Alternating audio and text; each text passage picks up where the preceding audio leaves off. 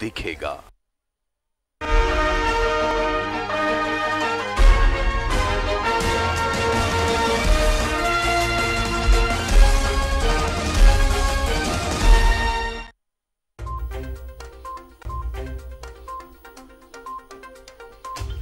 धनबाद दौरे पर कांग्रेस नेता अजय कुमार उपचुनाव में दोनों सीटों पर महागठबंधन की जीत का किया दावा। बिहार में भी चौंकाएंगे परिणाम।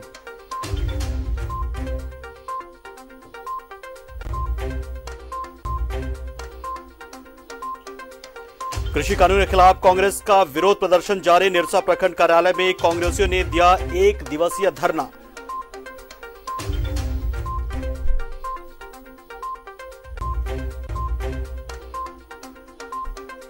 धनबाद के डाकघर में 50 लाख के गबन का मामला। उप डाकपाल की गिरफ्तारी और पैसे की वापसी की मांग को लेकर खाताधारियों ने किया प्रदर्शन।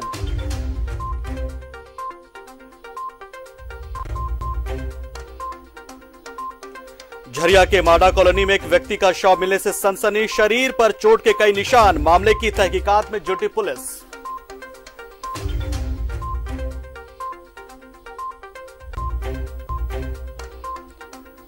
और धनबाद वासियों के लिए अच्छी खबर। रविवार को भी खुलेंगी बैंक मोड़ बाजार की दुकानें। त्योहारों को देखते हुए चैंबर ऑफ कॉमर्स का निर्णय।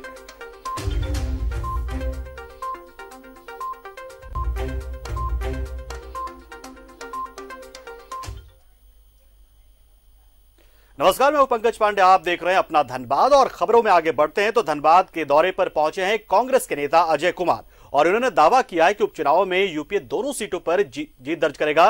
वहीं बिहार में भी परिणाम चौंकाने वाले होंगे। उन्होंने बीजेपी और एलजेपी के बीच की लड़ाई को झारखंड में बीजेपी जेवीएम की तरफ फिक्सिंग करार दिया। उनसे बात की हमारे सहयोगी अभिषेक ने। कांग्रेस के पूर्व प्रदेश अध्यक्ष डॉक्टर अजय कुमार कांग्रेस में पुनर्वापसी के बाद पहली बार धनबाद आए हैं और चलिए कोरोना काल भी है और इस वक्त में वो एक विशेष यात्रा पर हैं, तो उनसे हम बातचीत करते हैं और कई तरह के राजनीतिक जो है जानकारी उनसे लेते हैं। सबसे पहले सर, कोरोना के दौरान अब पहली दफा आप धनबाद आए हैं और कांग्रेस में अभी वापसी आई हुई है। अब एक तो से कहें कि आपसे पुनः अपने पार्टी में घर वापसी हुई है, तो यहाँ के कार्यकर्ताओं के लिए आपके पास क्या संदेश है? और चुनाव भी शुरू हो गई है चूंकि दुमका और बेरमो, तो वहाँ की कैंपेनिंग किस प्रकार से हो रही है? देखिए, एक तो धनबाद अगर हम संगठन के रूप से अगर हम देखेंगे ना, ये धनबाद बोकारो सबसे मजबूत है। मैं तो अपने प्रदेश अध्यक्ष रहा हूँ, इसलिए मैं बोल रहा हूँ, मैं तो अपने आंख से देखा हूँ। गठबंधन की सीट जारी है दोनों? मुझे लगता है दोनों सीट तो जीत जाएंगे। देखिए, बर्मो के बारे में मैं पता राजेंद्र बाबू के जिस तरह से उन्होंने पूरी तरह से अपने क्षेत्र में बर्मो को जो है परोसा है, जिस तरह से उन्होंने मेहनत किया है, पूरे पब्लिक के प्यार उनके तरफ है। अनूप जी एक बहुत ही अच्छे लीडर हैं। चुनाव हमेशा वो मैनेज करते थे। हम सब लोग खुश हैं कि उनको टिकट दी गई है और अनूप जी का जीत तो मुझे तो पूरा तरीके से सुनिश्चित। लिटमस टेस्ट भी है क्योंकि अगर कहें सरकार बनने के बाद ये पहली बार इस सरकार के अगर चुनाव को देखें तो ये टेस्ट भी है आपके कामकाज का जनता के बीच में। ये जनता की सरकार है, हर वर्ग की सरकार है, मजदूर की सरकार है, हर एक समाज की सरकार है, तो इसलिए मुझे लगता है कि जीत तो होगी। और भाजपा की जो नीति के चलते हुए जो लोग परेशान हैं, नौकरी चली गई है सबसे ज्यादा धनबाद में। मुझे लगता है धनबाद जमशेदपुर जैसे क्षेत्र में, औद्योगिक क्षेत्र में नौकरी के जो है पूरी तरह से साफ हो गई है। किसान बिल तो सबसे बड़ा फर्जीवाड़ा है। भाजपा के लोग कहते हैं कि इससे किसान को जो है आज़ादी मिल जाएगी। 4 पॉइंट सिर्फ संक्षेप में। 2004 से ये कानून बिहार में लागू है। बिहार के किसान की स्थिति अच्छी हुई है क्या? क्या दूध की जो है नदियां बह रही है क्या? क्या वहां पर फैक्ट्री बनाया गया? सिर्फ किसान वहां पर लूटे गए। दूसरा है कि इस देश में 90% या 95% किसान जो है वो अपने जिला के बाहर कभी अपने सामान बेचे नहीं है। तो क्या बिहार का, मुजफ्फरपुर का किसान जरा जाकर पुणे में बेचेगा? पहले तो यार जिला में आपने मार्केट नहीं बनाया। ट्रेड यूनियन के ऊपर तो वॉर किया है सरकार ने, लेकिन एक चीज याद रखिएगा कि इन्होंने कहा कि 300 से नीचे कोई भी जो है मजदूर कानून, फैक्ट्री एक्ट लागू नहीं होगा। मतलब आपको सेल्फ सर्टिफाई करना पड़ेगा। इसका मतलब है कि शौचालय महिला के लिए है कि नहीं, आप जो हायर एंड फायर करेंगे, आप लेंगे और दूसरा दिन निकाल देंगे। कोई किसी तरह का जो है सुरक्षा, कानूनी सुरक्षा सब खत्म हो गई है। और इस देश में 95% कंपनी 300 आदमी से नीचे है। बिहार में क्या होगा? बिहार में देखिए भाजपा तो पूरी तरह से टाइट हो चुकी है नीतीश जी को हराने में। उनको लग रहा है कि वो चीफ मिनिस्टर बना लेंगे, लेकिन मैं आपको कह रहा हूं कि आरजेडी कांग्रेस की सरकार जो है यूपीए की जीत होगी। इसलिए मैं ये नहीं कह रहा हूं कि 2/3 होगी, ये सिंपल मेजोरिटी से थोड़ा सा कम होगा या थोड़ा ज्यादा होगा, लेकिन बनेगी यूपीए। हाथरस का भी असर पड़ेगा चुनाव पर? इस देश में पूरे दलित समाज जो है ना भाजपा को देखना नहीं चाहते हैं। अगर ये घटना आपके साथ होती है कि बेटी का लाश तक नहीं दिखाया जाता है, रोज 90 बेटियों के रेप होता है इस देश में, उसमें से 10 दलित है।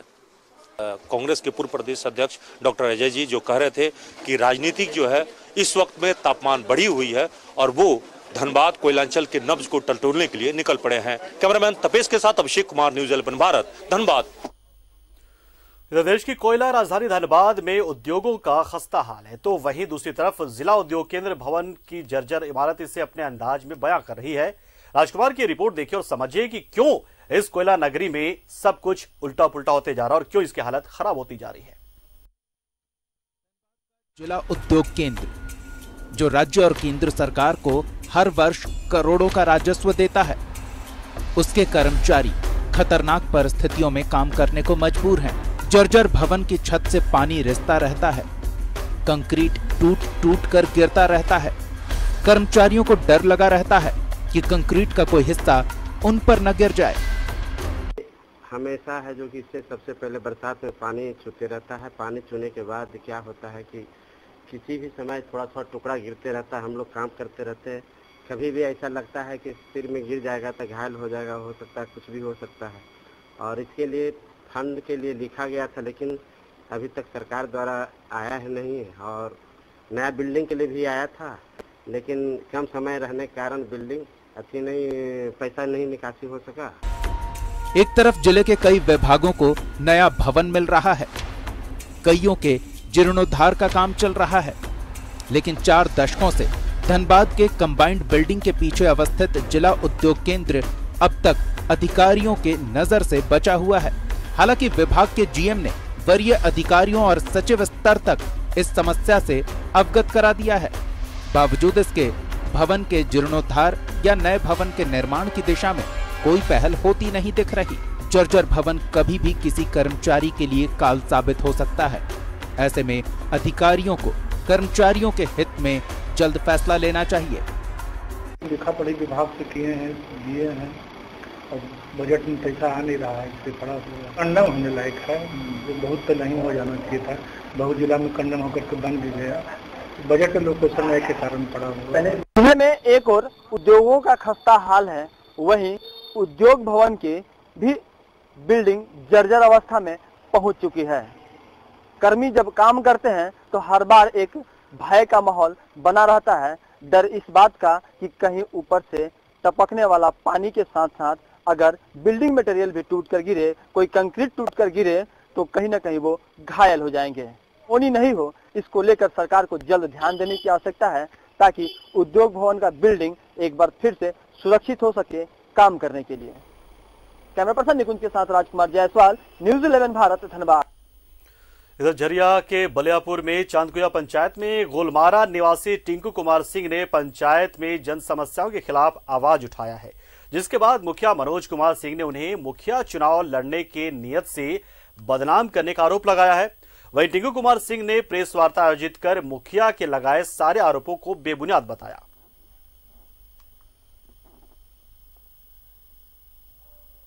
के सहयोग से हमरा पास कोई थी नहीं, सब अच्छा ही हमरा हुआ, ना कोई हमसे पैसा खोजा ना कुछ खोजा। अगर कोई बोल रहा है तो झूठ बोल रहा।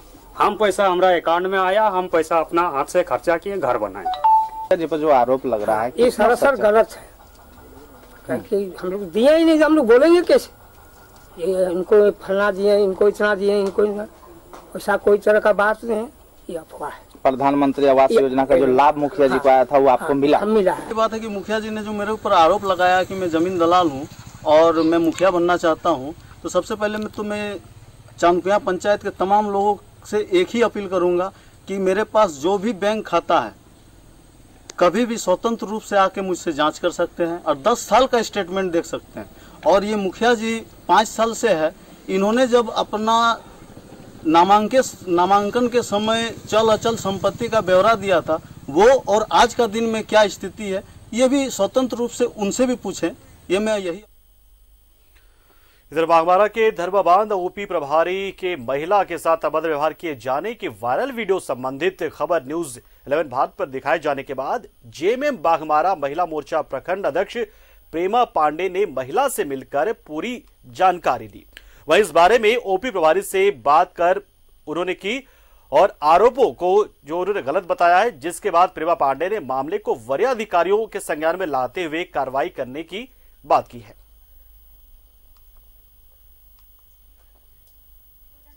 के माध्यम से हम लोग को पता चला कि धर्माबाद ओपी का बड़ा बाबू जो प्रभारी हैं वो कुछ महिलाओं के साथ वहाँ पे लड़ाई झगड़ा हुआ, उस पे जाके लाठी डंडा चार्ज किए।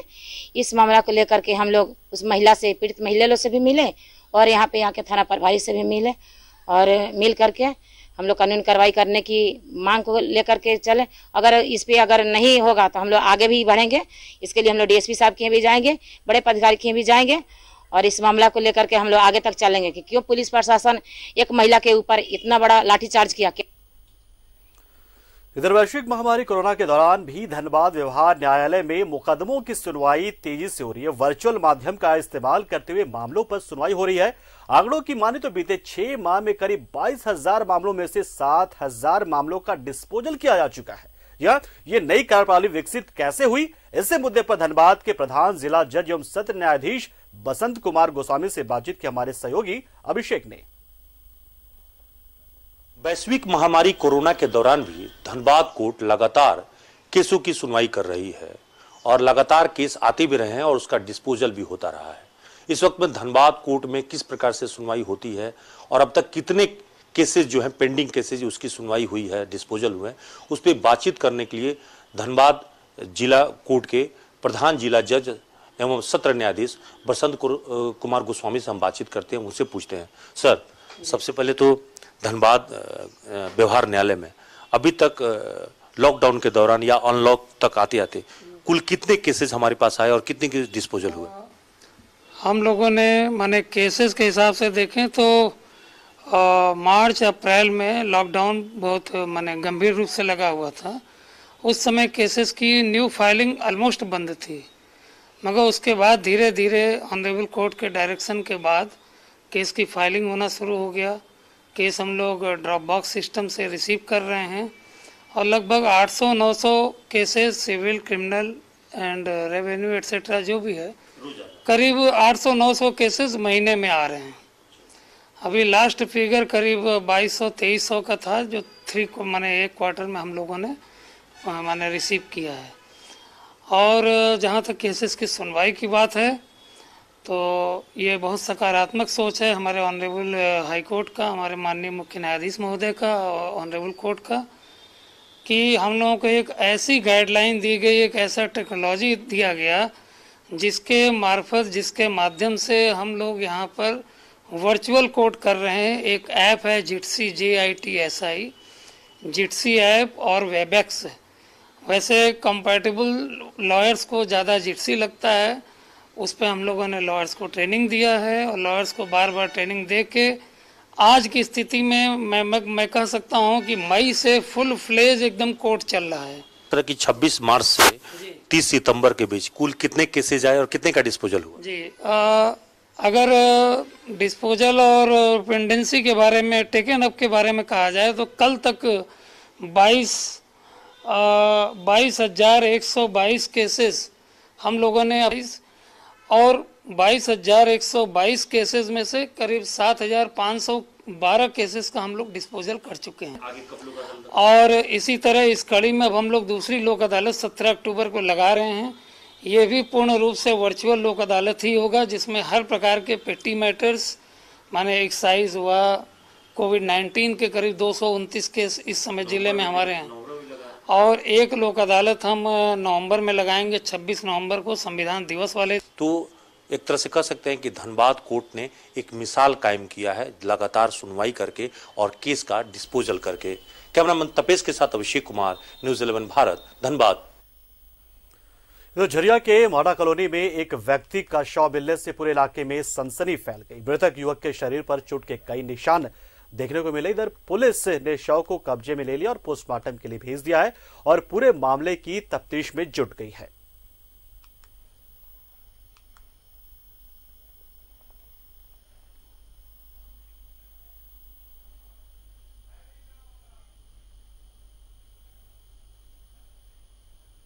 और फिलहाल रुकते हैं यहाँ एक छोटे से ब्रेक के लिए, लेकिन धनबाद की कई अहम खबरें ब्रेक के उस पार भी हैं। बने रहिए हमारे साथ।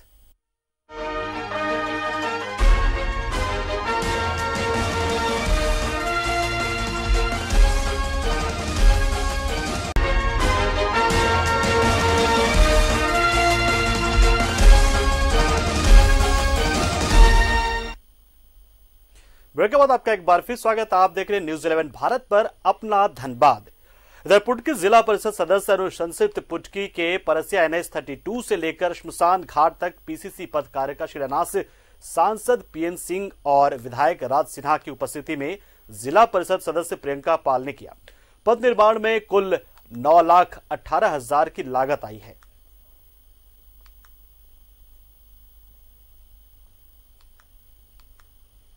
यहाँ शिलान्यास हुआ है। जिला परिषद सदस्य प्रियंका पाल जी की अनुशंसा से रोड बन रहा है। स्मशान घाट जाने के लिए भी काफी ग्रामीणों को सुविधा होगी। विकास की प्रक्रिया निरंतर चल रहा है। बहुत रोड महत्वपूर्ण स्थल है जहाँ सड़क का निर्माण होने जा रहा है। यह नेशनल हाईवे और यहाँ घाट तक जहाँ बहुत कष्ट से लोग जाते थे, उस सड़क का आज शिलान्यास हुआ है और सिर्फ क्षेत्र के लोगों को इसका फायदा मिला। इधर जिले के सहियाओं में 3 साल से वेतन न मिलने के कारण जबरदस्त आक्रोश देखने को मिल रहा है। इसे लेकर पूर्व विधायक अरूप चटर्जी ने सहियाओं का प्रतिनिधित्व करते हुए एक बैठक का आयोजन किया। बैठक में 3 वर्ष के मानदेय देने की प्रक्रिया यथाशीघ्र देने की मांग की गई। इस सिलसिले में सिविल सर्जन ने बताया कि विभाग आदेश प्राप्त हो गया है, जल्द ही पुराना वेतन उनके खाते में भेज दिया जाएगा।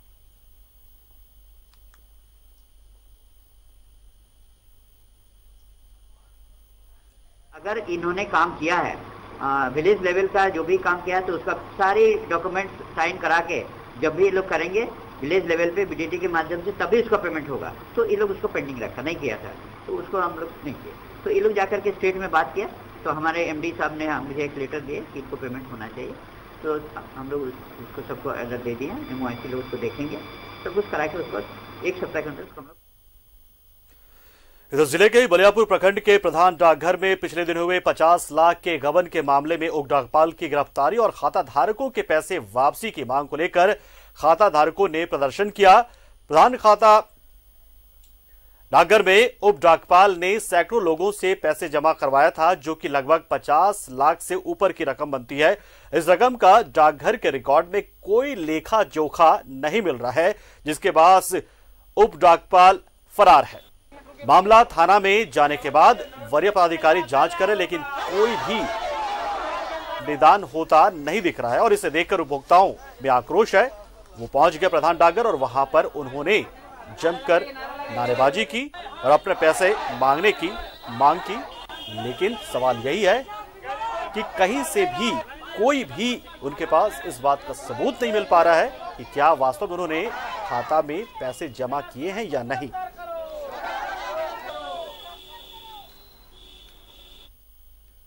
इधर धनबाद में शिक्षा विभाग की तरफ से जारी वरीयता सूची में गड़बड़ी को लेकर शिक्षकों का एक प्रतिनिधिमंडल आपत्ति दर्ज कराने जिला शिक्षा अधीक्षक के कार्यालय पहुंचा और अपनी मांगों को लेकर उन्होंने ज्ञापन सौंपा।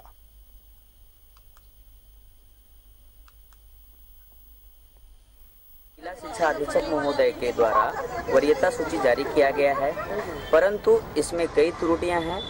ऐसी स्थिति में हम सामूहिक रूप से ये जिला शिक्षा अधीक्षक महोदय से ये मांग करते हैं कि हमारे साथ जो अन्याय किया गया है उसको अविलंब सुधार करें। अगर इस मांग पर सुनवाई नहीं हुई तो उनके उच्च अधिकारी से भी हम इनकी बात को रखेंगे और वहां भी सुनवाई नहीं हुई तो न्यायालय का दरवाजा तो सदैव खुला हुआ है। हम लोग न्यायालय की शरण में भी जाने के लिए तो धनबाद के पुटकी गेस्ट हाउस में आज राष्ट्रीय कोलियरी मजदूर संघ पीपी एरिया महाप्रबंधक के रवैये से नाराज हैं। मजदूर संघ ने प्रेस वार्ता करके एरिया महाप्रबंधक पर अभद्रता का आरोप लगाया है। महाप्रबंधक यूनियन के लोगों ने एरिया महाप्रबंधक से क्षमा मांगने को कहा है।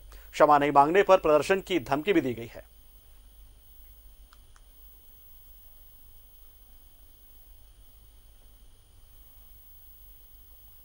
एम साहब अभद्र व्यवहार, गाली गलौज, सिविल इंजीनियर सब कुछ वाटर रिपेयरिंग, कुछ पानी के, कुछ लाइट के समस्या के लिए मैंने वार्ता करने गया था। उसने कहा इंटेक को मैं नहीं मानता हूं। मैं इसको जानकारी दादा दुबे को दिया हूं। दादा दुबे इनको फोन से डांटो किया है जीएम को। जीएम बोला ठीक है सर, हम सॉरी अब कुछ नहीं कर सकते हैं, लेकिन हम जो करते हैं गलती का आपस कर ले रहे हैं। लेकिन अभी तक हम लोग नहीं माने हैं, क्योंकि ये अपने आप को 3 महीना के लिए सोच रहा है मजदूर को शोषण करे, इसलिए हम इसको आगे का 5 दिन के अंदर अल्टीमेटम दे रहे हैं। अगर नहीं माना तो 6 फीट का पानी उन्हें सब जाम कर। इधर किसान कानून वापस लेने को लेकर कांग्रेसियों ने निरसा प्रखंड कार्यालय में 1 दिवसीय धरना दिया। कांग्रेस के प्रदेश अध्यक्ष रामेश्वर उरांव के निर्देश पर निरसा प्रखंड कार्यालय में 1 दिवसीय धरना दिया गया। इसमें केंद्र सरकार से इस कानून को जल्द वापस लेने की मांग की गई।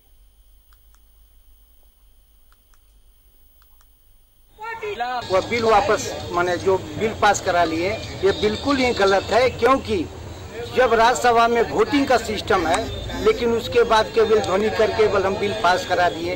ये घोर किसान के साथ आत्महत्या के समान।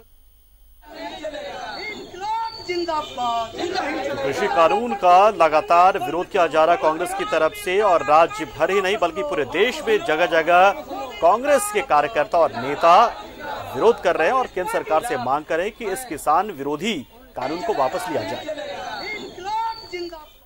इधर जेपीएससी की न्यायिक सेवा में सिविल जज के जूनियर डिवीजन के पद पर धनबाद के अमित कुमार गुप्ता का चयन हुआ है। उनके इस कामयाबी से परिवार के लोग खुश हैं, उनके शुभचिंतक खुश हैं और अमित कुमार गुप्ता को बहुत सारी शुभकामनाएं दे रहे हैं। उनसे बातचीत के हमारे सहयोगी अभिषेक ने और जानने की कोशिश की कैसे रहेगी उनके आगे की ये यात्रा। न्यायिक परीक्षा परिणाम घोषित हो चुकी है और पूरे झारखंड में 107 अभ्यर्थी परीक्षा उत्तीर्ण किए हैं। इसमें कोयलांचल धनबाद के मनेटांड के रहने वाले अमित कुमार गुप्ता का भी चयन हुआ है सिविल जज जूनियर डिवीजन के पद के लिए। सबसे बड़ी बात यह है कि अमित की पढ़ाई लिखाई बचपन से धनबाद में हुई है। धनबाद से ही उन्होंने एक तरह से कहें कि सिविल कोर्ट में प्रैक्टिस भी किया है और आज वो जज बन गए हैं। चलिए जैसा उनसे हम सीधे तौर पे बातचीत करते हैं। पहले तो अमित जी आपको बधाई। धन्यवाद सर। इस कामयाबी का श्रेय किसको देना चाहेंगे? मैं इस कामयाबी का श्रेय अपने माता पिता को देना चाहूँगा। पहले तो ये बताएं कि तैयारी जो है कब से आप शुरू कर रहे थे और कब से आपको लगा कि नहीं हमको जज बनकर जो है देश सेवा करना है, समाज सेवा करना है? मैं जब विधि स्नातक के अंतिम वर्ष में था तो अपने सीनियर को देख के मोटिवेशन मुझे मिला और मैं 2014 से ही इस न्यायाधीश के रूप में मैं तैयारी कर रहा था। तो आपके बैकग्राउंड में जो पहले से लोग हैं कि भाई इस सेवा से जुड़े हुए लोग थे? नहीं, हमारे दादाजी एपीपी रह चुके हैं धनबाद कोर्ट में और विधि व्यवसाय से बहुत लंबे समय से जुड़े हैं। को ईमानदारी से करने के प्रयास करूंगा और अंतिम जो व्यक्ति होता है ना उसको किसी भी तरह से बस न्यायालय का एक उम्मीद है।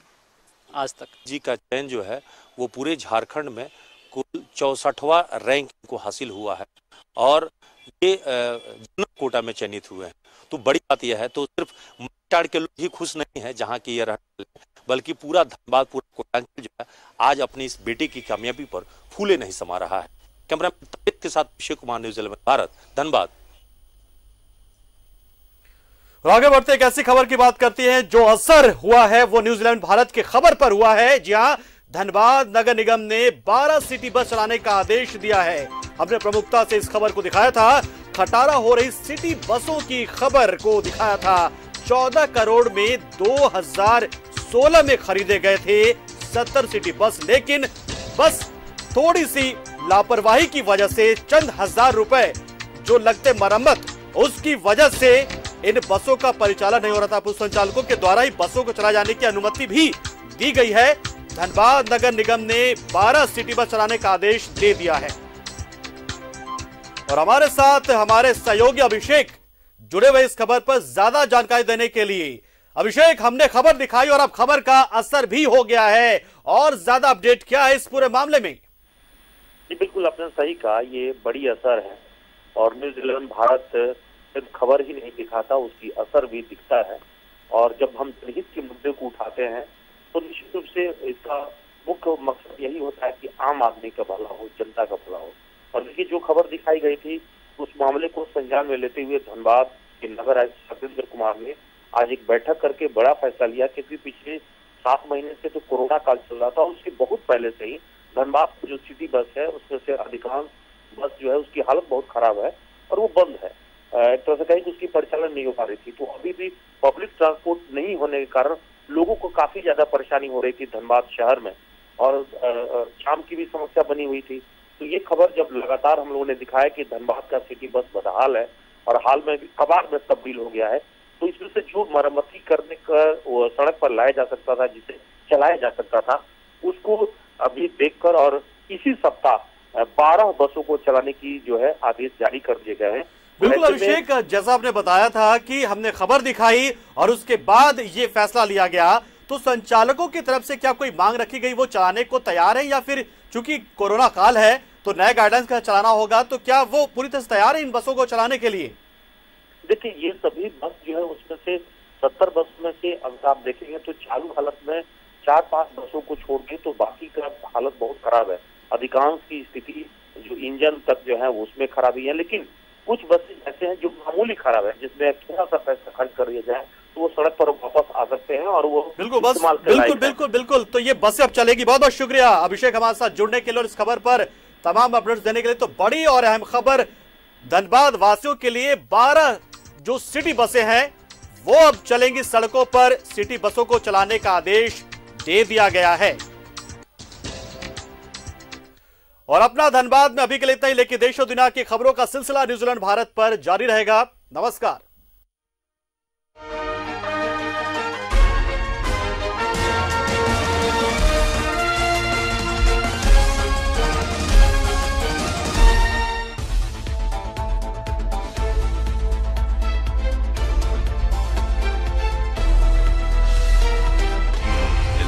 सच है तो